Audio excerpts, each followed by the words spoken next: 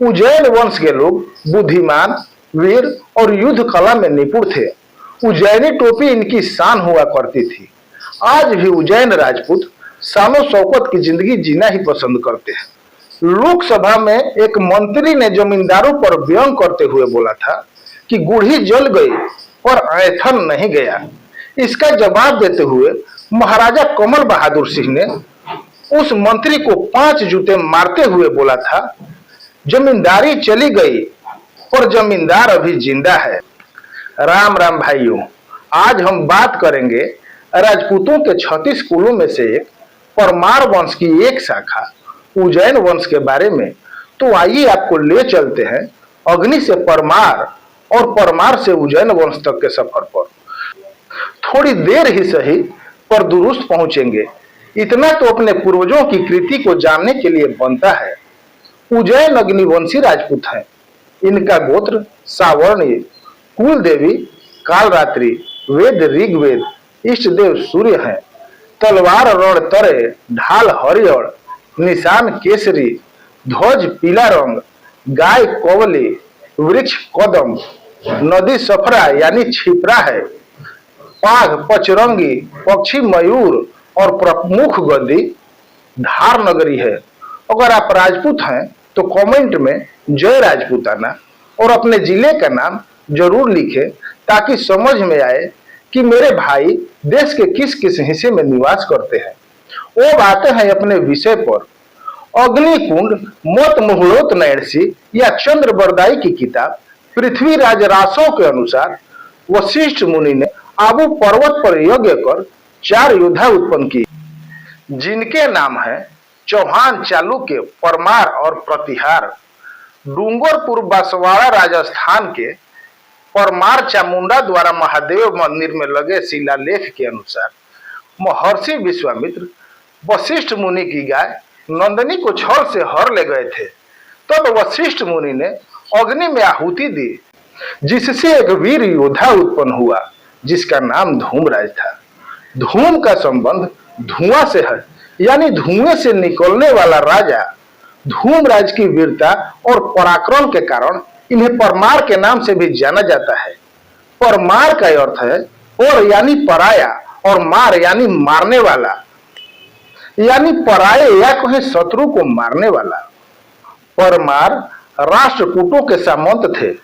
सन 808 ईस्वी के लगभग राष्ट्रकूट गोविंद तृतीय ने नागभट्ट प्रतिहार द्वितीय को हराकर मालवा पर विजय प्राप्त की और उसे अपने सामंत उपेंद्र उर्फ कृष्णराज परमार को दे दिया। उपेंद्र के 2 पुत्र हुए, वेरी सिंह और हंबर सिंह। वेरी सिंह मालवा में ही रहे, लेकिन उनके छोटे भाई हंबर सिंह ने वांगड़ को जीतकर मालवा राज्य के अधीनस्थ अलग राज्य स्थापित किया।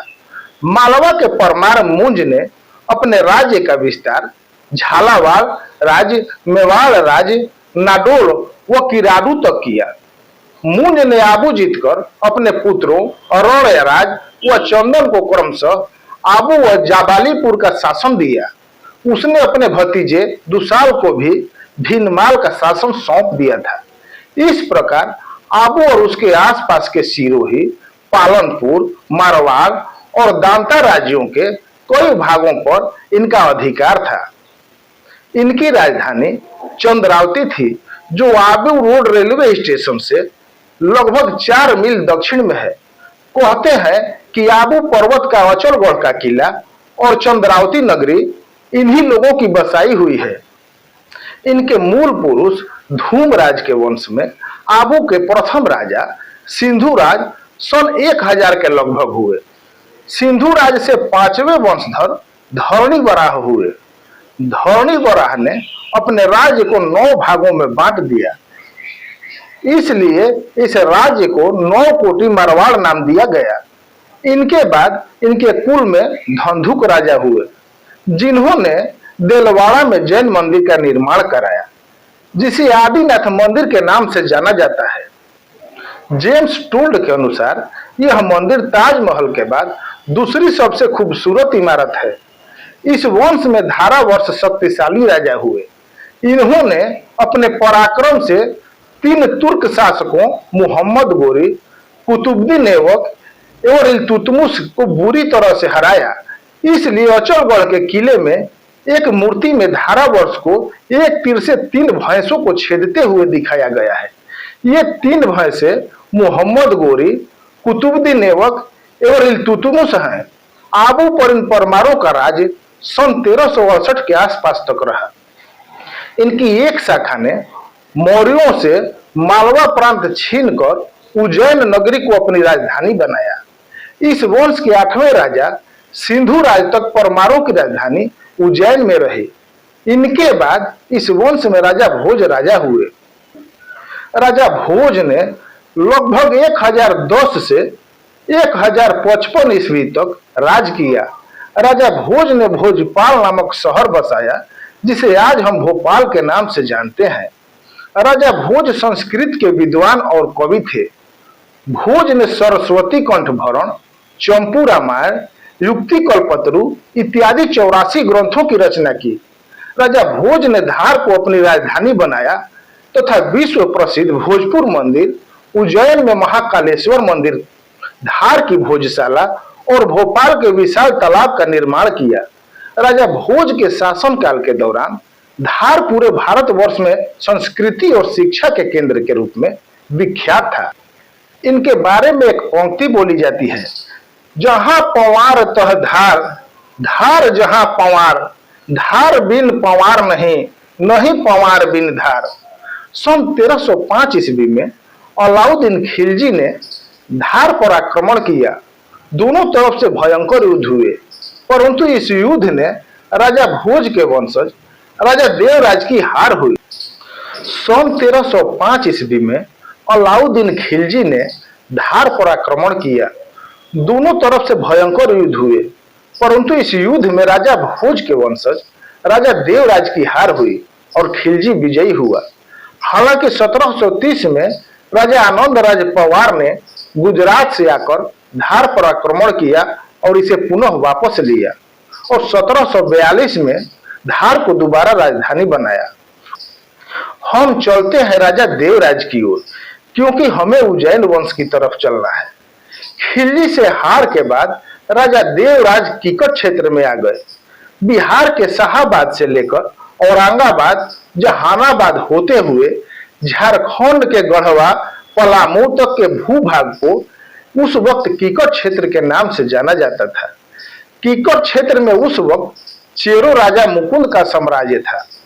राजा मुकुंद ने देवराज को अपने राज्य में शरण दिया तथा उन्हें रहने के लिए बक्सर और भोजपुर जिले के आसपास का क्षेत्र दे दिया। उज्जैन से आने के कारण इन्हें उज्जैनिया के नाम से जाना जाता था। उज्जैनिया नाम से मशहूर होने के कारण राजा देवराज ने 1324 ईस्वी में उज्जैन वंश की स्थापना की और अपने पूर्वज राजा भोज के नाम से एक शहर बसाया, जिसका नाम भोजपुर रखा, जिसे बाद में उज्जैन वंश की राजधानी बनाया गया। देवराज का उपनाम संतन सिंह था और ये संतन सिंह के नाम से ज्यादा विख्यात हुए। 1324 से 1344 ईस्वी तक इन्होंने राज किया। लगभग 20 साल राज करने के बाद चेरो राजा मुकुंद से इनका संबंध खराब हो गया। चेरो वंश और उज्जैन वंश के बीच घोर युद्ध हुए।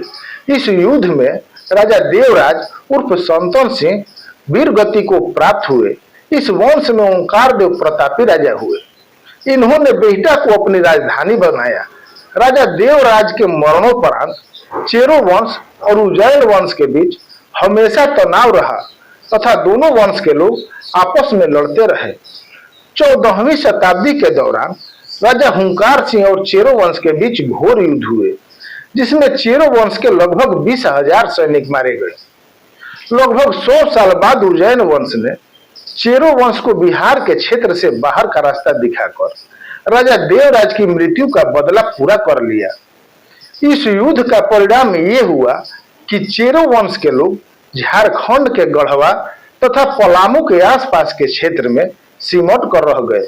इस युद्ध में मुगलों ने उज्जैन वंश का साथ दिया था। इस कारण ही जीत संभव हो पाई थी। उज्जैन वंश के लोग बुद्धिमान, वीर और युद्ध कला में निपुण थे। उज्जैनी टोपी इनकी शान हुआ करती थी। आज भी उज्जैन राजपूत शानो शौकत की जिंदगी जीना ही पसंद करते हैं। जौनपुर के सुल्तान मलिक सरोवर द्वारा ब्राह्मणों को पूजा पाठ में परेशान करने और जबरदस्ती धर्मांतरण कराने के कारण उज्जैन जौनपुर सल्तनत के साथ भी संघर्ष में आ गए। ये संघर्ष 100 से ज्यादा वर्षों तक चला। उज्जैनी राजा हरराज सिंह शुरू में ब्राह्मणों की रक्षा हेतु मलिक सरोवर की सेना को हराने में सफल रहे, किंतु बाद में उज्जैन हार गए और जंगल में छिपकर गुरिल्ला युद्ध का सहारा लिया। सूरजगढ़ के युद्ध में राजा गजपति के नेतृत्व में मुगल शासकों के खिलाफ उज्जैनों ने शेरशाह सूरी की मदद की, जो उस समय एक प्रमुख शक्ति थे। राजा गजपति ने अपने 2000 वीर सैनिकों के साथ शेरशाह सूरी की मदद की और जनरल इब्राहिम खान को मार डाला और बंगाल की सेना के सभी शिविर उपकरण, हाथी और तोपखाने उज्जैनियों के हाथ में चले गए। शेरशाह सूरी की मदद के बदले में उज्जैनियों को किसी भी लूट का हक था, जिसे उन्होंने पाया था। उज्जैन वंश की मुख्य रियासतें डुमरांव और जगदीशपुर है। डुमरांव रियासत के महाराजा कमल बहादुर सिंह लोकसभा के 2 बार सदस्य रहे। वे पहली लोकसभा के अंतिम जीवित सदस्य थे।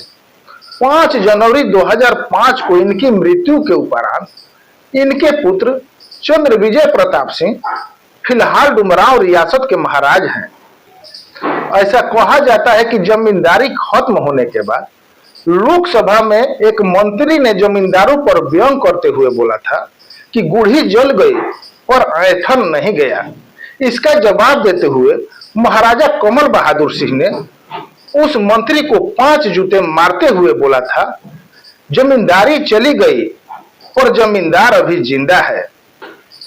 हालांकि लोकसभा के प्रोटोकॉल तोड़ने के कारण उन्हें 5 रुपए जुर्माना देने पड़े थे। गुस्से से लाल उस मंत्री ने महाराजा कमल बहादुर सिंह से बदला लेने के लिए रेल की पटरी ही उखड़वा दी थी। हालांकि कमल बहादुर सिंह रेल दुर्घटना होने से एक स्टेशन पहले ही गाड़ी छोड़ चुके थे। उज्जैन वंश की बात हो और बिहार के वीर बाकुड़े बाबू वीर कुंवर सिंह का नाम न लिया जाए, ऐसा कैसे संभव है। बाबू वीर कुंवर सिंह शाहाबाद क्षेत्र से 1857 की क्रांति के मुख्य आयोजक थे। बाबू वीर कुंवर सिंह जगदीशपुर रियासत के शासक थे। अन्याय विरोधी और स्वतंत्रता प्रेमी वीर कुंवर सिंह एक कुशल सेना नायक थे। इन्हें 80 वर्ष की उम्र में भी लड़ने और विजय हासिल करने के लिए जाना जाता है। ब्रिटिश इतिहासकार होम्स ने इनके बारे में लिखा है, उस बूढ़े राजपूत ने ब्रिटिश सत्ता के विरुद्ध अद्भुत वीरता और आन बान शान के साथ लड़ाई लड़ी। यह गनीमत थी कि युद्ध के समय वीर कुंवर सिंह की उम्र 80 के करीब थी। अगर वे जवान होते तो शायद अंग्रेजों को 1857 में ही भारत छोड़ना पड़ता। 26 अप्रैल 1857 को वीर कुंवर सिंह ने अंतिम सांस ली। चलते चलते एक बात मैं आपको बता दूं, 1857 की क्रांति के आसपास रक्षाबंधन के दिन ही अंग्रेजों ने इस रियासत की एक रानी को बक्सर किले के अंदर लाह में चिपका कर मार डाला था। इस वजह से डुमरांव और जगदीशपुर रियासत में आज भी रक्षाबंधन का पर्व नहीं मनाया जाता है। भाइयों, मिलते हैं किसी नई जानकारी के साथ। तब तक के लिए राम राम।